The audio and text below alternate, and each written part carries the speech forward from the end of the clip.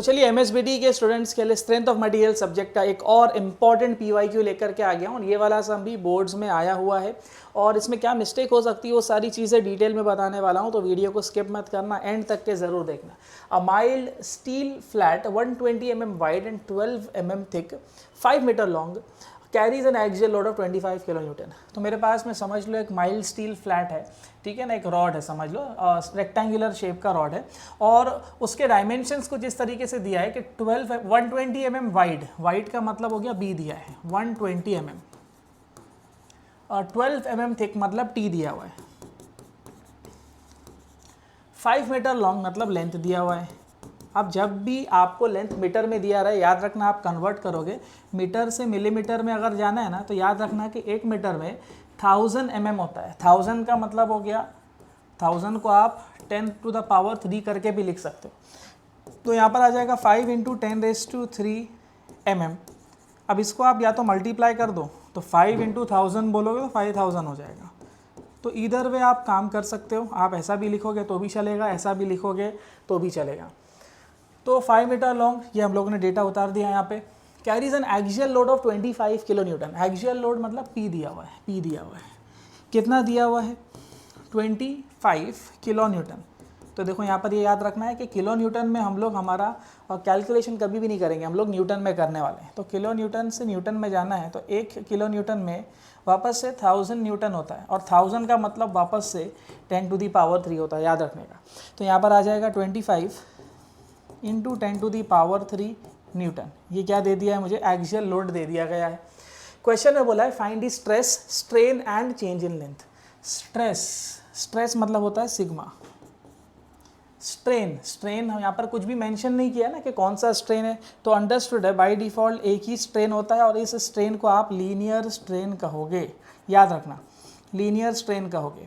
अब जो बंदा बीच में से वीडियो देख रहा है तो मैं सजेस्ट करूंगा कि मेरा फर्स्ट वाला वीडियो देखो जिसमें मैंने काफ़ी डिटेल में इसका कंसेप्ट एक्सप्लेन किया ये टॉपिक का, ठीक है। तो लीनियर स्ट्रेन को हम लोग लेटर ई से डिनोट करने वाले हैं। नेक्स्ट है change in length. Change in length को आप डेल्टा एल से डिनोट करने वाले हो। और एक और इंपॉर्टेंट डेटा दिया है उसने, ई का वैल्यू। ई को हम लोग मॉड्यूलस ऑफ इलास्टिसिटी कहते हैं, यहाँ लिख देता हूँ, विच इज़ 2 × 10⁵ न्यूटन पर mm², ठीक है। तो ये जो डेटा जितना भी दिया हुआ है इसके हिसाब से हम लोगों को हमारा सम जो है वो सॉल्व करके लेने का है और मेरे हिसाब से ये वाला पार्ट आप लोगों को एकदम क्लियर हो गया रहेगा, ठीक है ना। इसको यहाँ पर इस तरीके से ज़रा लिख करके रख देते हैं, ठीक है। अब सम को सॉल्व करना है, सबसे पहले हम लोगों को स्ट्रेस फाइंड करना है। स्ट्रेस फाइंड करने के लिए मैं यहाँ पर हेडिंग डालता हूँ स्ट्रेस। देखो प्रेजेंटेशन जैसा रख रहा हूँ वैसे ही आप एग्जाम में प्रेजेंटेशन रखो। स्ट्रेस को आप लेटर सिग्मा से डिनोट करने वाले हो। पहला वाला हम लोग डेटा जो है निकालने वाले, ये हमने को फाइंड करने का है। टू फाइंड डेटा वाले को मैं बॉक्स में लिख देता हूँ, ठीक है, ये बॉक्स में कर देते हैं इसको। तो पहला हम लोगों को स्ट्रेस निकालना है। स्ट्रेस का फॉर्मूला होता है लोड अपॉन एरिया, ये मैं ऑलरेडी एक्सप्लेन कर चुका हूँ, दिखा भी देता हूँ। स्ट्रेस का फॉर्मूला यहाँ पर ऑलरेडी लिखा कर दिया हूँ, लोड अपॉन एरिया, ठीक है। तो लोड अपॉन एरिया, लोड का वैल्यू मेरे पास में दिया गया है 25 × 10⁻³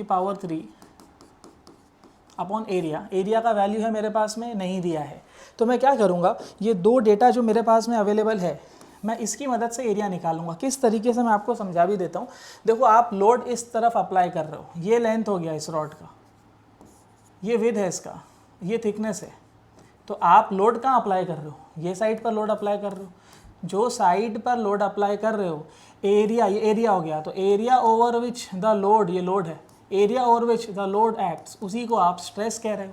तो मेरे पास में एरिया क्या मिलेगा, B × T मिल जाएगा। तो मैं इसकी मदद से, ये डेटा की मदद से एरिया निकालने वाला हूँ। यहाँ पर निकाल लेते हैं।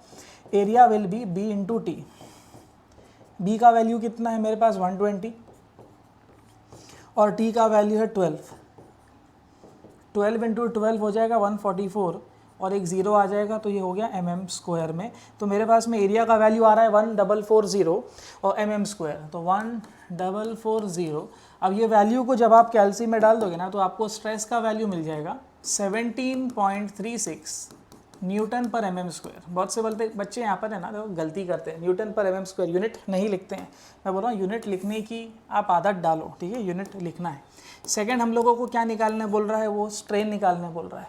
स्ट्रेन इज लीनियर स्ट्रेन, और लीनियर स्ट्रेन का मैं फॉर्मूला आप लोगों को बता चुका हूँ। लीनियर स्ट्रेन जब भी निकालना है, इसका फॉर्मूला है change in length to original length. अब प्रॉब्लम है कि चेंज इन लेंथ नहीं है मेरे पास में, तो मैं क्या करूँगा, मैं चेंज इन लेंथ का फॉर्मूला यहाँ पर यूज़ करूँगा। तो चेंज इन लेंथ पहले निकालेंगे हम लोग। तो चेंज इन लेंथ निकालने के लिए फॉर्मूला है PL/AE। जो पहला वाला वीडियो देखा है उसको ये चीज़ क्लियर हो गई रहेगी। तो फॉर्मूला यहाँ पर अप्लाई करेंगे PL/AE। तो यहाँ पर हेडिंग डालता हूँ, पहले मैं चेंज इन लेंथ निकालूंगा, ठीक है ना। अब इससे मैटर नहीं करता है वो चीज़ कि आप पहले क्या निकाल रहे हो, आपको काम बस ये कि आपको तीनों निकालना है। तो पहले हम लोग चेंज इन लेंथ निकाल कर दे रहे हैं उसको। चेंज इन लेंथ का फॉर्मूला है सिंपल सा PL/AE। देखो P का वैल्यू है मेरे पास में, P कितना दिया है 25 × 10⁻3।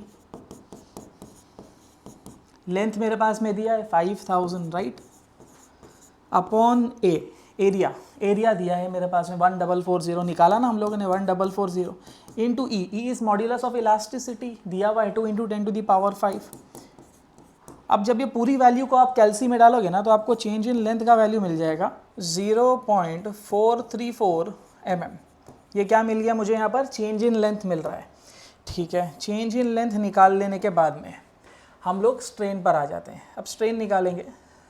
स्ट्रेन का फॉर्मूला हमने अभी ऑलरेडी देख ही लिया है कि स्ट्रेन का फॉर्मूला है change in length upon original length. यहाँ लिखो change in length, sorry not change in length, strain लिखो यहाँ पर। स्ट्रेन हमको निकालना है, स्ट्रेन को लेटर ई से डिनोट कर रहे हैं। फॉर्मूला है change in length upon original length. आपको ऐसे लिखने की ज़रूरत नहीं, आप डायरेक्ट फॉर्मूला लिखोगे तो भी चलेगा। चेंज इन लेंथ का वैल्यू है 0.434 divide by original length is 5000, right. Original length is 5000। ये वैल्यू को आप कैलसी में डालोगे तो आपको स्ट्रेन का वैल्यू मिल जाएगा 8.68 × 10⁻⁻5। और इसके साथ हमारा फाइनल आंसर जो है वो कंप्लीट होता है, ठीक है। बोर्ड्स में आया हुआ सम है।